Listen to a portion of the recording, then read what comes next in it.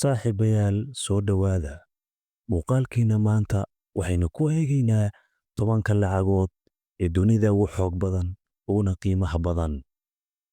Number 10 United States Dollar oo koodhkeedu yahay USD.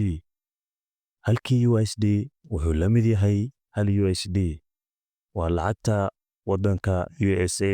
Number 9 Euro oo koodhkeedu yahay EUR.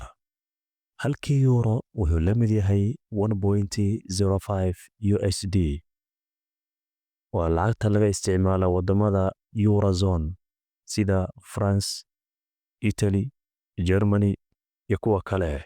Number 8 Swiss franc oo koodhkeedu yahay CHF. Halkii CHF wuxuu la mid yahay 1.12 USD waa lacagta waddanka Switzerland. Number 7 Cayman Island Dollar oo koodhkeedu yahay KYD. Halkii Cayman Dollar wuxuu la mid yahay 1.20 USD waa lacagta waddanka Cayman Islands. Number 6 Gibraltar Pound oo koodhkeedu yahay GIB ama GIB.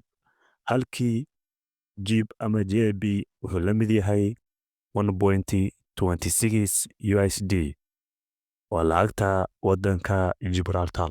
Number 5 British Pound oo koodhkeedu yahay GBP. Halkii British Pound wuxuu la mid yahay 1.26 USD waa lacagta waddanka UK. Number 4 Jordanian Dinar oo koodhkeedu yahay JOD.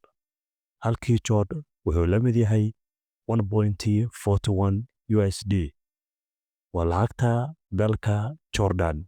Number 3 Omani Riyal oo koodhkeedu yahay OMR.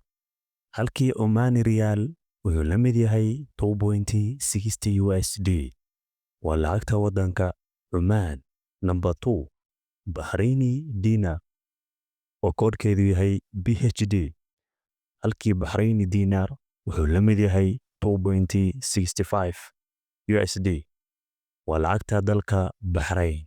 Number 1 lacagta dunida ugu xooga badan uguna qiimaha badan waa lacagta Kuwaiti Dinar oo koodhkeedu yahay KWD waa lacagta dalka Kuwait waa lacagta dunida ugu xoog badan. Taasina waxaa keentay shidaalka uu waddankaasi qani ku yahay. Halkii KWD ama halkii Kuwaiti Dinar wuxuu la mid yahay 3.25 USD. Saaxiib, haddii aad halkan nala soo gaadhay, ha naga ilaawin subscribe, like and share. Thank you.